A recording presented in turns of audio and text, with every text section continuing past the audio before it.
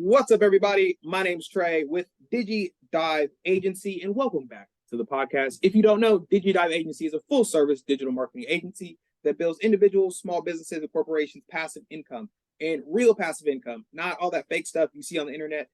Money that you can retire your parents, send your kids to college, get that dream car that you want. We're talking about real money over here, people. Welcome back to the podcast, in which it is just myself and Christian today. If you don't know, Christian's in charge of Amazon.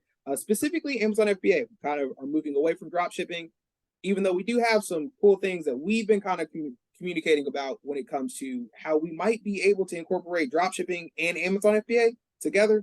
So just kind of spitballing some ideas. As you see, there's only two of us. So we're just kind of run some ideas. This is the back end of what it looks like to run an agency. These are our normal meetings that we have to see how the structure of the company looks, how each individual side is going, whether it be sales, Amazon FBA, lead generation, Facebook dropshipping. We do a whole bunch of stuff because we like making money and we like helping our clients make money. So Christian, hello, sir. How are you doing today, my boy? Hey, we're living well, man. We're living well. How about you, Trey? How you living? Stressed. I ain't even gonna lie to you. Stressed. We'll get into that in a little bit though. But so Christian is in charge of Amazon FBA, starting store, well, a specific store up from ground zero, shipping products to himself, making sure he's shipping them off at the store, making sure he's packaging the products, picking the products, all that good jazz. And last week kind of talked about what that looks like. But as a brand new seller, somebody that's never done Amazon FBA before, what would you say is probably like the most difficult part of the process so far? So I think the hardest part is really just understanding once you have your products at your house, just understanding how to get them shipped off to the warehouse and the fulfillment center. Because what you really have to do is you have to figure out how to list your products first. Then once you list your products, then you have to repackage your products. Amazon may send you the UPC codes to add onto your product listings. And then once you have those like UPC products added onto your listings, you then have to be able to go through the full product steps of listing it onto Amazon in order for Amazon to just say, hey, we're ready for you to send us the products. So you have to just know how to list the products on the Amazon before you can even get the address of knowing where to send the products. You have to have your box, all your packaging material ready, prepackaged, in order for Amazon to just give you the where to send your address from. So I think that was one of the more difficult steps, is just navigating the listing your products, as well as actually getting them to Amazon. Yeah, actually getting those products to Amazon once you have everything received to your house and already chosen out.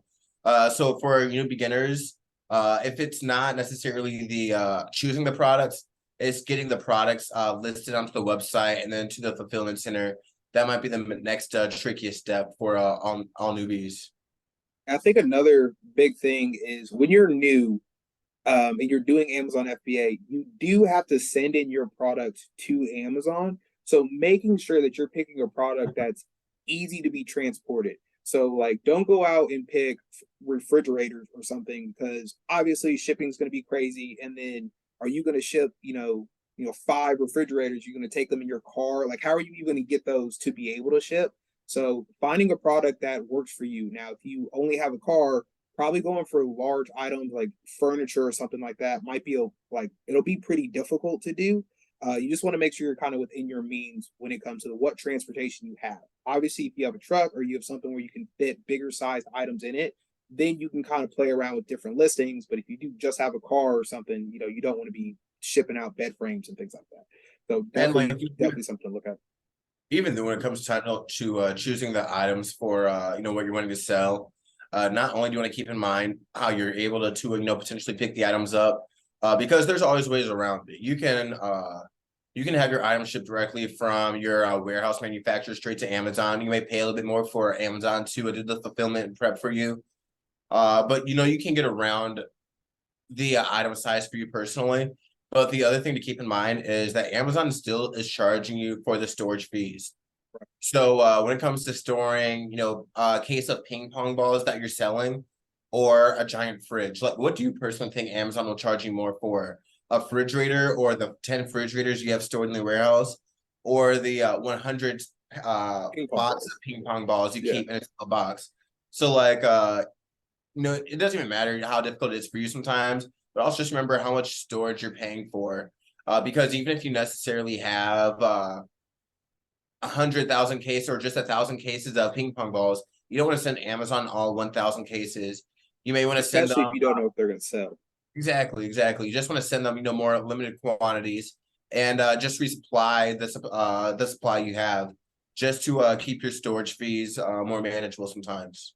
And then this is kind of like, I guess, a little more advanced, but another thing that you really want to focus on, like if you've been selling on Amazon, like at all, you have a couple sales, you're doing FBA, you really want to find products that are evergreen. So you don't want to be selling like pool floaties in the wintertime because sure, they might do amazing in the summer, or maybe that is a product that you sell during the summer, but during the winter, they're literally just going to sit at Amazon and not sell. And all you're going to do is, acquire fees and things like that.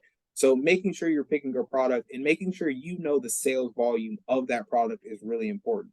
Obviously, you never want to run out of inventory. So, like if we're using ping pong balls, for instance, and you see that ping pong balls, when you send them in, they sell about 12 a month. You probably want to make sure you have 20 a month sent into Amazon just so you have a little bit more if sales go up a little bit, but you don't want to send 100 and then have to like just sit around and wait for multiple months for your items to actually sell out, because Amazon really takes all that stuff into consideration when it comes to your account health. So like how many quantities of the product are you selling us? How long do your products specifically sit and wait at Amazon? Like all that stuff's really important. And Amazon's weird in the sense that like if you do get an account suspended or banned, it's really hard to get an account back. There are other platforms like Facebook and eBay that like your account getting suspended is, I mean, not uncommon. Like it's not a good thing that it happens, but it does happen every now and then just because Facebook or eBay is like, kind of checking on things, making sure your account is good. And the way that they do that is basically restrict your account so that they can do those checks. Where Amazon is they do those checks first, and if they find out something's wrong and they restrict you, it's very hard to get an account back. Um, Another thing we were kind of looking at is kind of incorporating drop shipping with Amazon FBA. We haven't necessarily done this yet. I think we might give it a test on, one of the dummy accounts that we have just to kind of see if it works. But one of the things I was thinking about was essentially setting up drop shipping listings.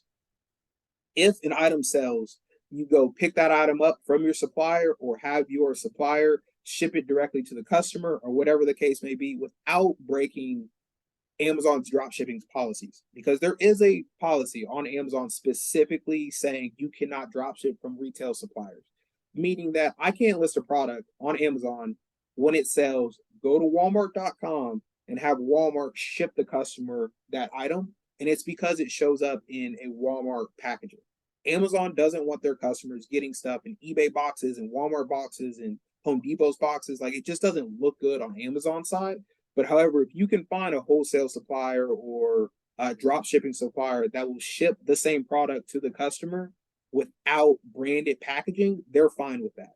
So kind of the thought process is have a ton of listings up, use a drop shipping supplier, wholesale supplier, and then once we find that that listing actually has sales volumes, that's when we go in and we'll buy 20, 50 units and send it into FBA. It's basically a way to test the listing and the product first before we actually buy it more in bulk. But what are your kind of thoughts on that, Christian? Man, so my first thought is always just what will the time frame be like for the shipping? You have two scenarios. One, say you are using a company like Petco for your supplier. Well, Petco always has their branded boxes, so you first have to send the packages to yourself from Petco once you receive that order. I'm not sure what Petco shipping speed is like. That may be, so it also another thing, it will depend on where you're located. So, like, let's say your supplier is Petco and Petco's 5 minutes up the street. I mean, you could easily just go there, pick it up, and like ship it out yourself or something like that, which like that's kind of how I was thinking about it. I was thinking that your supplier would probably be Walmart. Local. There's a or even go on pick it up same day and then just reship it out. Mm-hmm. I mean, worst case scenario, you might have to pay for like expedited shipping, which sure it'll cut down on your costs, but that basically guarantees they get the product in like 1 to 3 days. And when people are on Amazon, that's kind of what they expect. Like people don't expect to wait multiple days from something that they get off Amazon. And then once you see that they're happy, how do we kind of scale it using Amazon to do all the work instead of us running around to retail stores and stuff like that? So, Man, I think that's honestly, a much better idea. The biggest hiccup I could find is products potentially, running out in the stores. We may have to make 2 or 3 like store runs, trying to figure out which store still has that same quality product. And like, don't forget, when it comes to selling on Amazon, you have to make sure that your what you're selling is the exact thing from the listing. So I think that may be the hardest thing is the exact item you're weighing at the Walmart down the street from you be running out. So you have to run to a Walmart, like 2 or 3 Walmarts over, just seeing who has that potential item. That's definitely an annoying hiccup that could potentially happen. But overall, I like the idea of just being able to figure out what your potential winning items are. And then when you find those winning items, wherever they will be, when you have that, third or fourth sale and a day or a third or fourth sale in that week, being able to then just buy those items in mass bulk and send them to the FBA facility. And at that point, you may even be able to make the items FBA where they get the prime option as well, which is just going to only increase your sales from there. Yeah, I think it could be interesting. Now, like, I really think that'll be for somebody who is brand new, has little to no money whatsoever, and wants to do Amazon. That's the way I would do it. Obviously, if you have a little bit more money, it makes it a lot easier, but that's probably like the easiest. I have no money. Let me list all these. If they get any sales, I know I'm in the green because I can just go pick them up and ship them out before I even test FBA. Now, if you have a little bit of money, there are softwares that you can use that'll tell you the best performing products, what sales look like. I never really trust software. Like, I don't know, because it could just be a hiccup in their program or something where it'll say, "Hey, this item is selling $1,000, like 1,000 times a month," and then you actually test the listing and it's selling 100 times a month. So I try to use software to like validate what I already think and not really just going off what they're telling me. When it comes to softwares, I hear what you mean by just not fully trusting them. For example, what I mean by that is where I'm at in the Phoenix area with Airbnb, for example, they have the software AirDNA. With AirDNA, it gives you the estimated rental number of rentals, what your estimated profit's going to be. Just sort of shows you your potential ROI for any potential Airbnb business you have in the Phoenix area based on the number of bedrooms, bathrooms, and statistics for your house and the location of where it's located. But it's not always 100% accurate because the number of people listing their houses on Airbnb always fluctuates. Just over the past few years, the amount of people who have listed properties on Airbnb in the Phoenix area has just skyrocketed. It's increased exponentially, where just the numbers with AirDNA, even though they say you may make whatever return on investment, the amount of people who are just listing properties, even for just single events like the Super Bowl coming in town, it makes it a lot harder to predict just what circumstances will happen. Because when the Super Bowl came in town, people were just listing their houses. They were listing, their apartments, just trying to get whatever. And the number of people on Airbnb just skyrocketed so that your inventory was no longer as was not going to stand out as much. There's just too many other options. And so even though your DNA predicts you're going to make money, there's still variables that happen and take place. And the same with the Amazon variables as well, with products that they have saying they will project your ROI. Like you can project or tell me exactly how many sales happen, but it's hard to predict just how many different people are coming into the market, what the variables will be in order to make the sales fluctuate. Like, are they actually taking in what seasonal items there are? Like, even though this item sold crazy amounts 2 weeks ago, 3 weeks ago, are you taking in the fact that, hey, 4th of July just passed or Labor Day just passed? And that's a really good example. Like, you'll notice that like fireworks, like businesses will like stay in business essentially for 1 month if they sell fireworks. Like they sell enough fireworks in that month to cover the entire year of sales.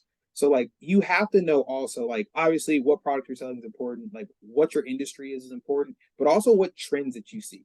So like Airbnb, like if you have conferences, if you have concerts, Super Bowls, big events. Like that's definitely going to sway kind of your numbers. And the same things with Amazon. So you remember when fidget spinners were like you could sell thousands of fidget spinners and like make a ton of money. But now everybody's like, well, yeah, fidget spinners are dumb. So it's like you have to kind of stay up on trends. And I think social media does a really good job of that. Like if you're on TikTok, you actually use it, you follow like some influencers and things, you can kind of see what products they're pushing, what products they're using every day. So you can kind of hop on different trends that you're seeing on social media too, which is really cool. No, you definitely can. When you're trying to ride trends, though, it's definitely always a hard game when it Or comes to sales. mhm. Just trying to stay in front of the trends because for most people, whenever you find them near the trend, it's already almost over for you to, almost over when it comes time to sell the trends. And so I always preach, when it comes time or the items I'm looking for Amazon aren't necessarily items I want that are trending. I'm looking for really items that are just going to be consistent items that you will reuse and repurchase. Yeah. And items that are just bulk use that everyone uses, everyone is buying for themselves. So what items are people reusing, being able to potentially subscribe to? Like dog foods. Dog foods are a great thing Dog for food, people cat where litter. your dog Yeah. food, people are going to have to buy dog food every week, every month. Right. And it's like you also want to find items that economic conditions don't affect it. So, like, even if we're in a recession, the price of everything is crazy. Like, people are still going to feed their animals. Like, people still need cat litter. Like, people still need oil changes. So, finding things that people are going to buy, regardless of how the actual economy looks, is really important.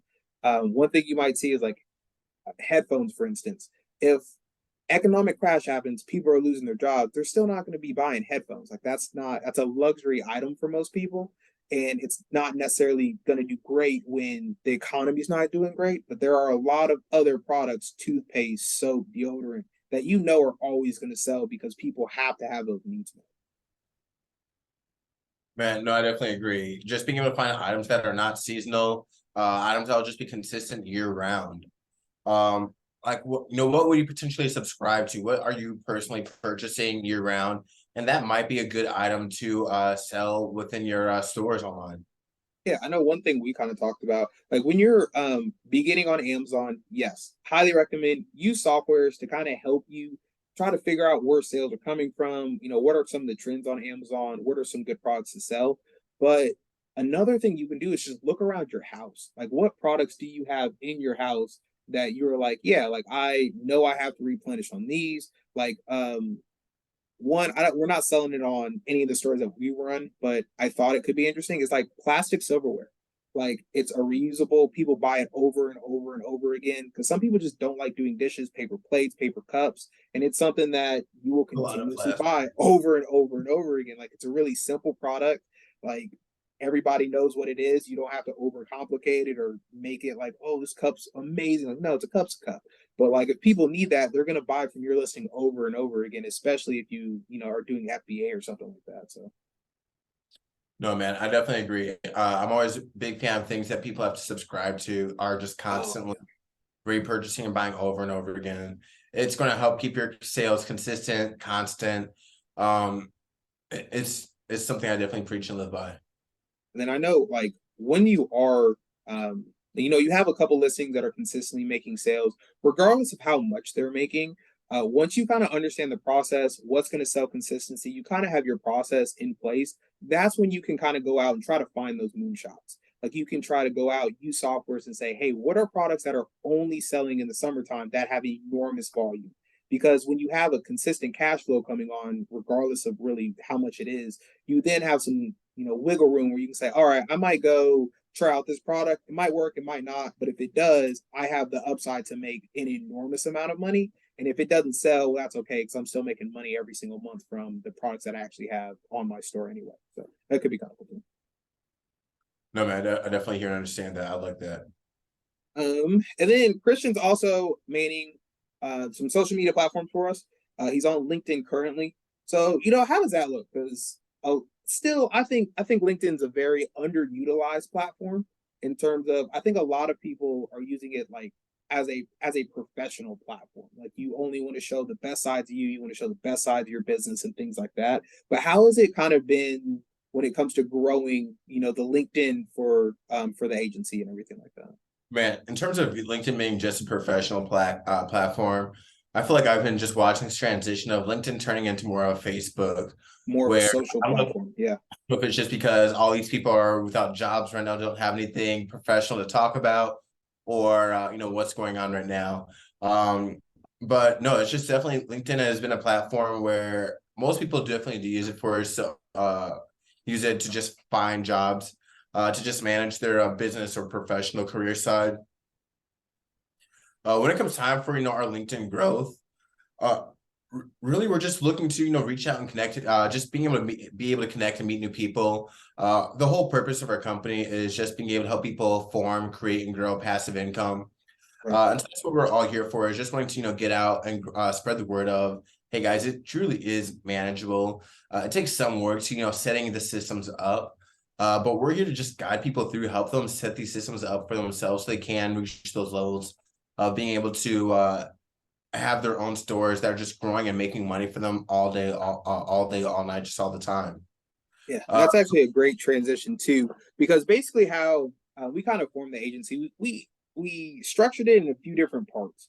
So the YouTube channel, completely free information, where we hope that anybody who's interested in Amazon FBA, for instance, can go to the video specifically about that. They can watch Christian explain how he's doing the process, how he's shipping in products, how he's picking products, basically all the ins and outs of Amazon for free. In which, if you start from video one, you watch it and implement, you will also have a profitable store. Now, will your store do amazing numbers? No, but it is a really good starting place, especially because it's essentially just free education. We'll have a next step coming out that Christian's kind of working on. We'll have a course coming out that's more in depth. Like, okay, you've made a little bit of money with it, but now what are some of the ins and outs, that like more specific things that we've learned? And we're going to put that in a course so it's a little bit easier to digest and it's more step by step. Because I know every now and then we kind of do jump around when it comes to our YouTube channels, just about like what we find exciting or new information that we find that come out about Amazon or lead generation or whatever the case may be. And then the third part of the agency essentially is completely done for you. So now, if you're somebody that's sitting on cash, or you just are looking for kind of an alternate investment rather than putting your money in the bank or in the stock market, and you're saying, hey, I want to capitalize on e-commerce, that's where you can essentially pay the agency. We will run all your e-commerce stores for you because we know the systems and processes that need to be in place to run them profitably. So that's kind of how we structure the agency. YouTube, completely free. Learn as much as you can. Go try it yourself. Hopefully you enjoy e-commerce and making money online as much as we do. Second step is the course. Hopefully it'll help you get to the next level when it comes to your sales, or completely done for you automation side, which is, hey, if you have the liquid capital, or if you have loans or whatever the case may be to fund how much we charge for the agency, we will run it completely hands off and make sure we bring in steady profits for you. And that's kind of how we broke it down. But yeah, it was a great segue into that. But I don't think we've ever gone over that before. So No, you definitely laid out a lot of groundwork over what's coming along and just paving the way for what we are working on, what we have in the pipeline. And then also, so how have you seen, I guess, specifically with LinkedIn, how have you seen that platform differ? Like I said, it's more of a professional platform, but how are like the postings different than, say, Facebook or Instagram or TikTok and things like that? For a lot of our LinkedIn, with the posts that we post on there, they're just going to be strictly professional, just sharing articles that either I write, or articles that we just find useful, articles that are just here to help you guys grow. The whole purpose for our LinkedIn growth is really just being able to spread useful information that you find helpful, that you find insightful. When it comes time for wanting to grow your community, we're just really focusing on being able to spread a message and be able to give helpful advice and helpful tidbits that make people want to follow us, to just hear what we're sharing and hear how we've been able to lay some groundwork, or find a path for you guys to be able to do the same exact thing that we're currently doing ourselves. So with our LinkedIn focus, it's really just trying to share information and inviting as many people as we can to come along, follow, learn this information, and enjoy this journey of growth with us. Yeah, and that's also how we structured our other social media platforms as well. So TikTok, Instagram, Facebook. I think we're on Tumblr now. We're on Pinterest. We're trying to use all of our social media sites to kind of show you the back end. Obviously, LinkedIn's a little bit more professional, so there are like more articles, more like educational content we'll be putting on there. Where on TikTok we might show you how we're shipping out items, how we're dropping them off at UPS, like using skits and using like funny jokes and trending sounds and stuff like that. But essentially, for the agency specifically, our social media is just going to let you see what exactly we're doing on a day to day and helpful information that we find that we think would be important for you to know, whether it like not be long enough to put into a 10-minute video or a 30-minute podcast, but maybe there's just a 10-second thing like, oh, Amazon changed the way their Seller Central looks, and we might make a TikTok about that, just so you're up to date and it's easy for you to digest on whatever social media platform you're actually on. So that's dope. So I'm super excited. Our LinkedIn has been growing. We just started it up not too terribly long ago. I'm still kind of figuring out the ins and outs of LinkedIn. Just because it is a little bit of a different platform than obviously just a pure social platform, more educational content. But I would also highly recommend, if you are somebody that is interested in getting into entrepreneurship, e-commerce, lead generation, Airbnb, it doesn't really matter. Using social media as a social platform is going to be important. And yeah, I know that sounds weird, but like it seems like a lot of people who have Instagram, who have TikTok, they just scroll endlessly with no actual goal in mind. Like they'll just sit there and scroll forever. And it's like you didn't get anything accomplished when you could be using that platform to reach out to people who have done or grown what you want to do already. Like there are tons of people on social media like Alex Ramosi, like Gary Vee, Ryan Panea, who you could reach out to and ask for advice. Sure, will they always respond?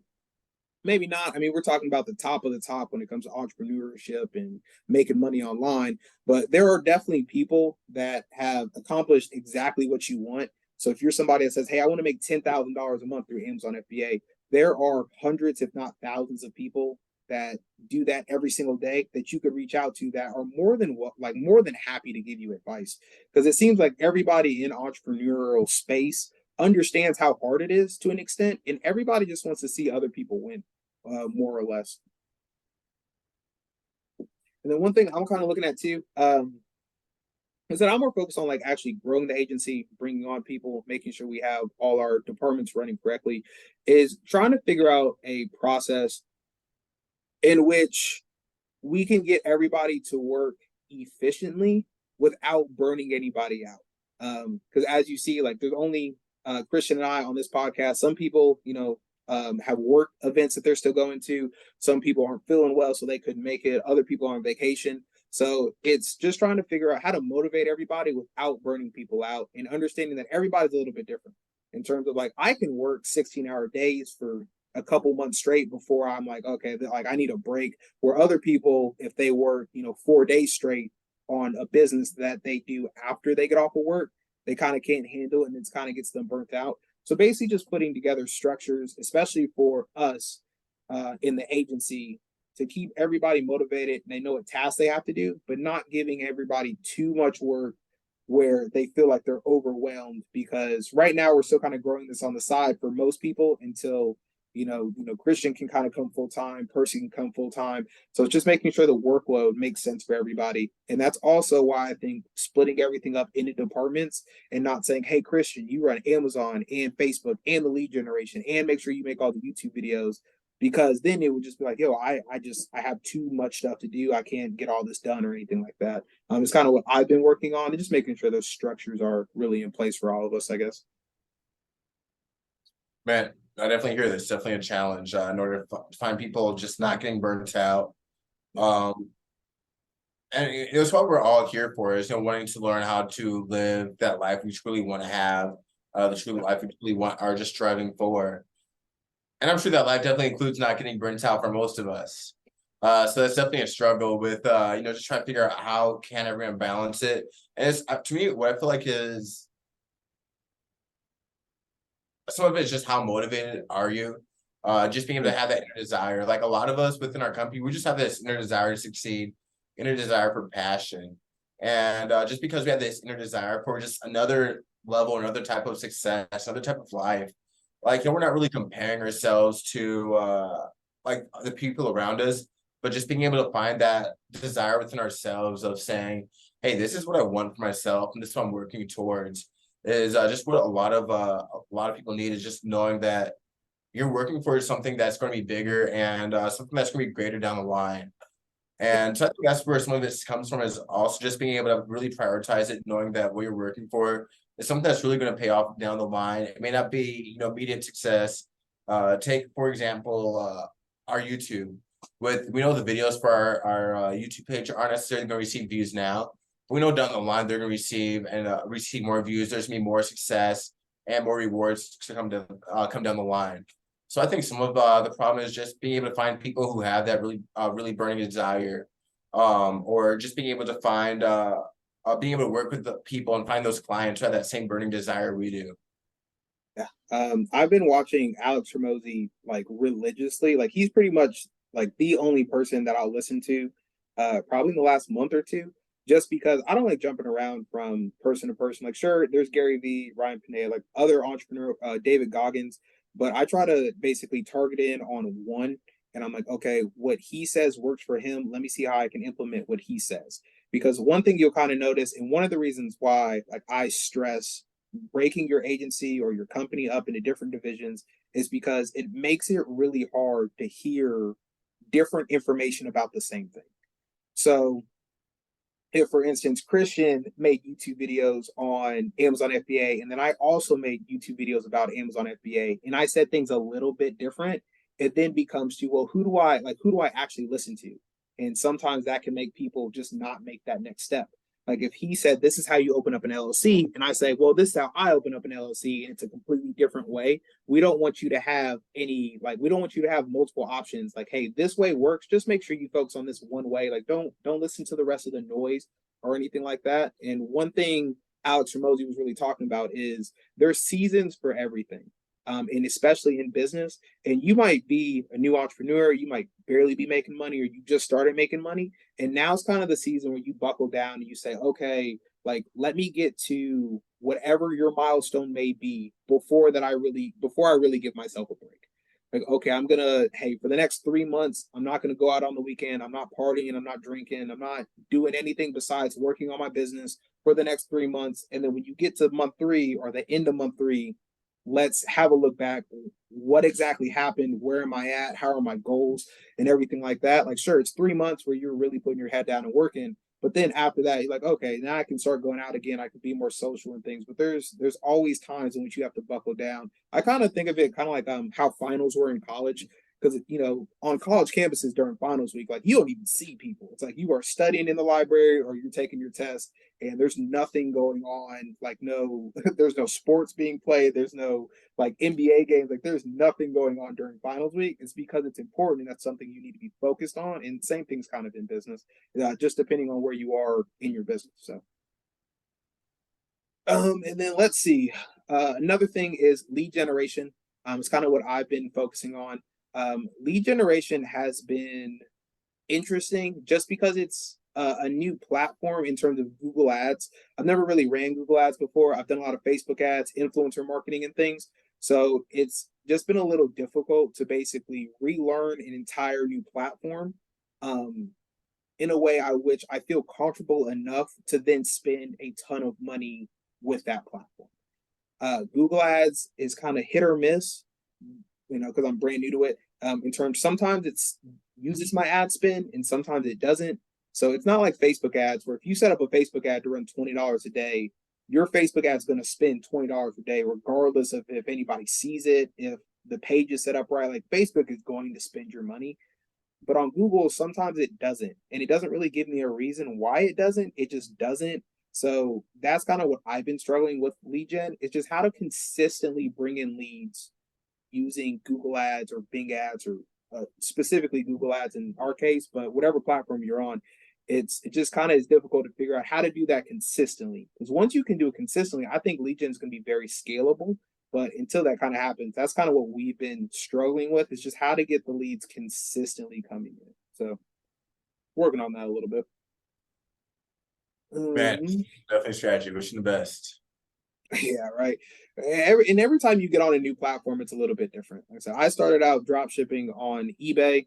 When I moved over to Amazon and when I moved over to Facebook, each platform was a little bit different in terms of how you list, how you make sales, how you deal with customers. So it's always a learning process when it comes to switching platforms, switching up business models and things like that. And then once you know it, that's when you can really scale and start having fun trying some different things. But at the beginning, it does take a little bit to actually learn, and that's kind of the stage that we are with lead gen specifically, because we've been doing e-commerce for, it seems like, forever. But lead gen is going to be new, just like Airbnb, just like Turo. We do want to get in some other ventures, kind of down the road. That's probably going to take us a little bit of time to learn, especially for like clients that we're transitioning over or bringing on new clients specifically in that field. But it's always fun to kind of figure out what's working and what's not working when it comes to just making money online. Yeah, this internet lifestyle is super cool. It's awesome when you can look at your phone and be like, "Oh, I made $100 today on Facebook Marketplace," and I'm like Man, I'm walking my dog and stuff. Like, it's crazy. I love that feeling. Just being able to look at your phone, just being able to, go throughout your day saying, dang, this is a crazy week. I spent so much money. But just being able to look online and say, oh, dang, you guys spent this money. I still have an additional $500-$600 coming in the past few hours, past day or two. It makes you feel a little bit better. It makes you feel like you can actually go out and live a little bit more of the life you want. Yeah. I love that feeling.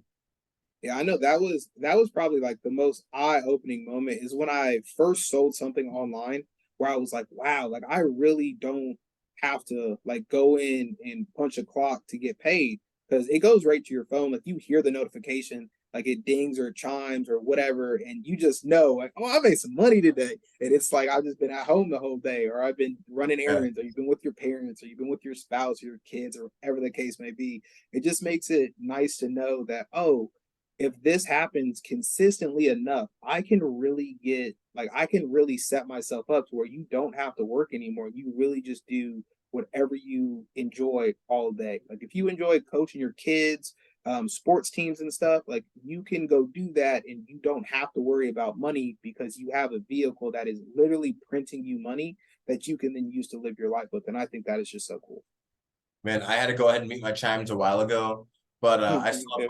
have my notifications and just seeing all the new orders been placed, or all the people just currently messaging in and asking for questions or sending in their order information for orders to be sent. Man, it's such a nice feeling to be able to just go with your phone and see all this information, all these orders, all the demand and following for your products.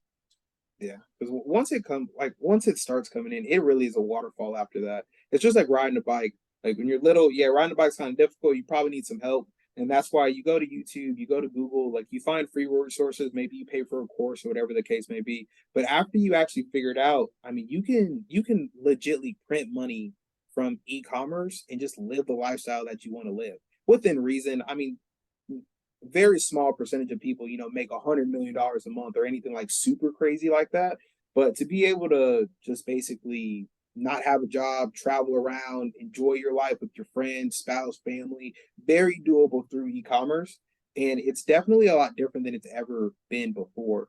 Like, people really used to mortgage their houses to go start a business. And now you can start with like no money, or like a credit card, or like a couple $100, $1,000, and you can make a really good amount of money on the internet.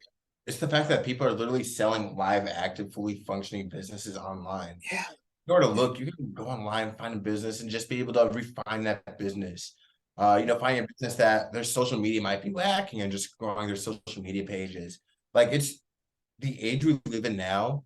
Uh, it's just so easy and accessible to be able to grow and take that next step in life, take that next step in the tax bracket, or just yeah. the quality of life you're living in. It's not like it's 1883. We're out here living on prairies, bro. Right. It's Cabins and stuff like that. Yeah. Yes. Man, I'm currently watching this TV show called 1883. And throughout the whole show, all I'm saying is, man, thankful it's not me. Like, hey, it ain't me having to cross that river with the cabin right now. And so I'm just Now really that thankful to be living in our current decade right now. now that you say that, there is a show on Netflix. I can't think of the name of it, but it's essentially um a relationship coach, like plus financial advisor that comes in and talks to couples and is like, hey, like how much money do you need to retire? Like how do your investments need to be? I haven't started it yet, but I'm super excited to watch that actually. I found the show last night, accidentally, man. Have you watched it yet? I watched the first episode last night. So It is that the concept? Like I saw it pop up, but I didn't like watch the preview or anything. Is That's that basically what it exactly what is? the concept was. Okay. He was just here to help people refine their finances. There were some people saying, "Oh yeah, we don't talk about money." You know, my wife, she makes 250,000 a year, and even though I'm a single husband, I would like maybe a small allowance or to have an input in what we say financially, because I was an engineer of some sort. But so it's just kind of cool to watch how other people are functioning and dealing with their I think finances. that is super, super important. So we're not a relationship experts by any means, but if you're thinking about getting a relationship, you are in a relationship, thinking about getting married, anything like that, finances need to be spoken about. Like I think it's a different shift than like our grandparents, like because like they're still like they still don't talk about like politics sometimes. Like you go to family functions and like older people don't talk about like their political views or like their religious views and stuff. And I was like, man, you have to have an open dialogue, especially with the person you're in a relationship with. But I think having that with your family, with your friends, just makes for more genuine conversations. Like obviously not everybody's gonna agree. Like not everybody's gonna want to think like, hey, you should be building businesses outside of work, or you shouldn't be working out twice a day, 6 days a week because you want to just be in the best shape of your life. Like you just want to be healthy. Like views are gonna differ between cultures, between people everywhere. But understanding that those conversations are actually really important to have. You can't just put them off forever because then you end up on shows like that where you have to have a coach basically walk you through like how do you talk about money with your husband or your wife, which I just think is crazy that people haven't done that before. Like what? I think what's crazy was the people on the show didn't even know what they're getting into, and like they like saying, "Hey, we didn't realize this guy was going to do go through our A deep finances dive. Yeah. and grill us like this." So I thought that part was humorous on this show when I was watching it first last night. Yeah. I think it's also like one of the first financial shows kind of like that. Like, they got Love is Blind, Married at First Sight. Like they have a lot of reality like dating shows, but this is kind of the first one that it can show like, hey, how do you get your finances in order? Like what are those supposed to look like? So I think what we might do, I have to run it by everybody else. I kind of just thought of this, so thank you for being on the podcast. If anybody wants to be part of a series, we're not going to pick many people at all, probably one or two, depending on how many people actually see this video. If you want to be part of a series, Escaping the Rat Race, comment down below. I'm not saying we'll pick you, but I think it would be really cool to start a series with somebody who's brand new to e-commerce entrepreneurship, maybe has never thought about it. And we basically make a series saying, hey, this is exactly from point A to point B, how you get to whatever goals you have, given whatever platform you really like. Because we do grow these for clients and things, but I think making a series about it could be really interesting. So I think we could do something like that. I don't know if we have enough time right now, but maybe in the future. So comment down below if you want to be in a series, making a whole bunch of money online. I think it could be fun. I feel like that'd be a fun series. I'd tune in for that one. Yeah, man. I gotta watch that show. I think that would be super cool. There's a lot of good stuff on Netflix. Also, it is a wormhole though, because it seems like once I start a show, like 3 days go by, and I'm like, man, I haven't done any work. Like, let me make sure I get off of here or something. So, and also when you're in entrepreneurship, when you're making money online, you're trying to do things on your own. You're gonna make mistakes. Like you're gonna have setbacks. Like you're gonna have days in which you just don't want to work, and you'll hear everywhere like you have to do it even if you don't feel like doing it. But sometimes you do just have to take a break. I know I'm kind of really bad at that. Like even if I feel completely burnt out, I'm exhausted, I'll still do work, and then sometimes the work won't be to the best quality that it could be, where I really should have just said, hey, let me just take the rest of the day where I just kind of decompress, meditate, go to sleep, wake up tomorrow, and let's get back to work instead of trying to push through. And then my work's not necessarily that great. But how do you kind of do that? Like, what do you do when you feel like you're stressed out? Work, maybe it's, going to the gym, or it's, building this on the side, making YouTube videos. Like, how do you kind of decompress from this?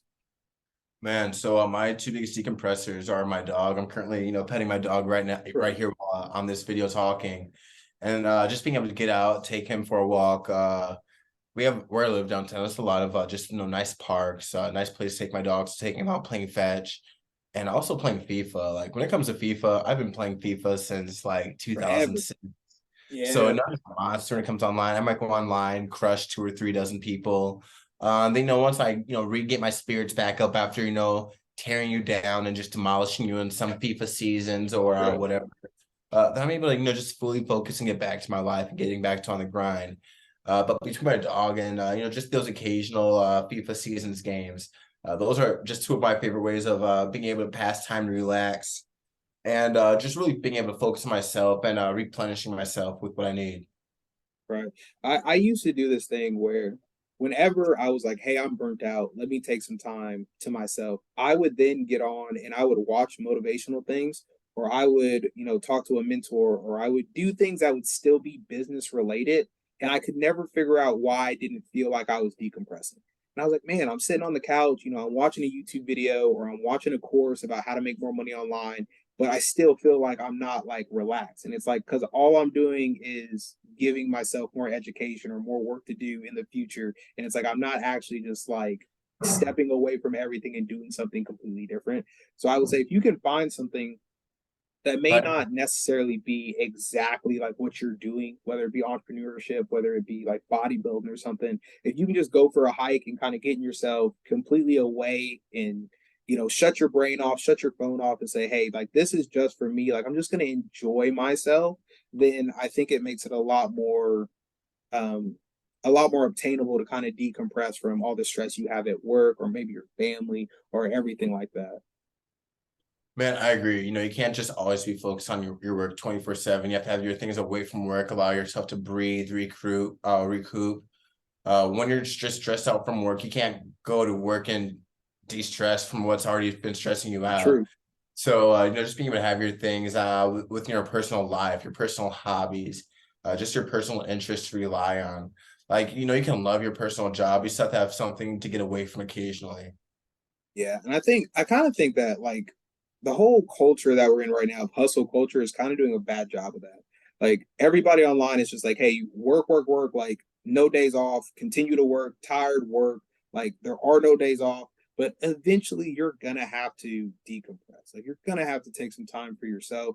Like, sure, people, especially like on the internet, will tell you that they never do, which is absolutely crazy because there's no way you can sustain every single day just going 100% on anything. Like you just have to take a break every now and then. And I really think a lot of people online do a really bad job of explaining that. Like, hey, there are going to be times in which you're just not going to want to work. That is perfectly okay. But whenever you don't feel like that, or if you feel that way for too long, you have to understand it's a switch that has to be put back on. Like, okay, eventually you do have to go back to work. Like, eventually you do got to go back and it's time to get back in grind mode and stuff. But it's just for seasons, kind of like we talked about earlier. It's just seasonal. Understanding it's for a short period of time, which some people think it's crazy that 3 months is a short period of time, but in the grand scheme of things, 3 months can change your entire life.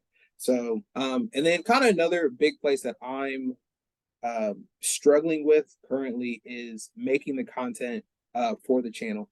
Christian's been doing a great job making content every week as he's going through, especially with this new store and stuff.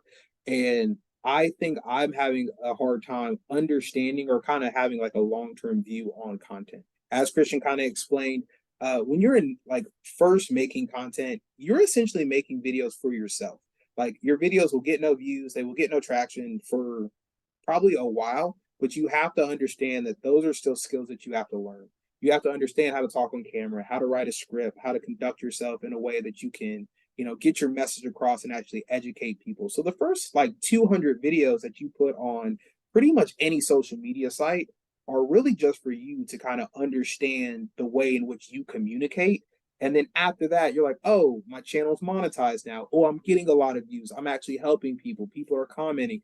But it's like the initial, yeah, sometimes it takes me 40, 50 minutes to make a YouTube video and it gets 3 views. And I'm like, man, I could be running stores. I could be selling like lead gen websites. I could be doing all this other stuff that gives me instant gratification, rather than making YouTube videos or making content in which won't pay me into the future. So how does that kind of look for you? Because I know you're kind of the same way. I know you kind of had that long term mindset, but like how do you think about content in general, I guess? Man, my content idea is really just finding one day, knowing, hey, this is my set amount of videos I want to make a week. So just finding one day, looking at the video titles that I have like pre-chosen, pre-planned, like just being able to have your video titles already written out, and then just going through saying, hey, these are the items that I have to talk about. Then being able to go through and actually just plan it, think about it. And then when you have your availability for the week, being able to go through and record 2, 3, maybe even 4 videos in that single session. I think that's really what helps you get through it, is being able to just find that single day or 2 days throughout the week where you're going to make content, record that day, and then just getting through and actually just making it your job that day of, hey, I have 2 hours, let's record 4 videos in this 2 hours. I know that each video is going to be about 10 minutes a piece. You probably need some time to set up, plan, prepare for each video. Well, spending that 2-3 hour period to try to crank out 4 videos, it's possible and doable. If you're doing that just, one day throughout the week. Yeah, and you also have to figure out like what your goals are, because if you talk to a lot of people that are like super high level, like making a ton of money, they're gonna tell you like I'm pumping out 100 pieces of content a week. And initially, when you hear that, you're like, there's like I struggle making one TikTok a day. Like some people really struggle with making content. You have to understand you have to do whatever fits into your schedule.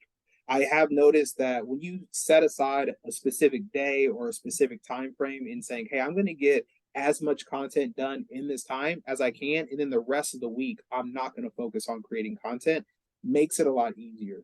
I've even tried it to where I was trying to do an orbit, which is basically make a YouTube video for every day of the year, but you make the video every day. So it's not like you pick Monday and you only make videos on Monday. So I had to make a video every single day, and it was taking me so much time.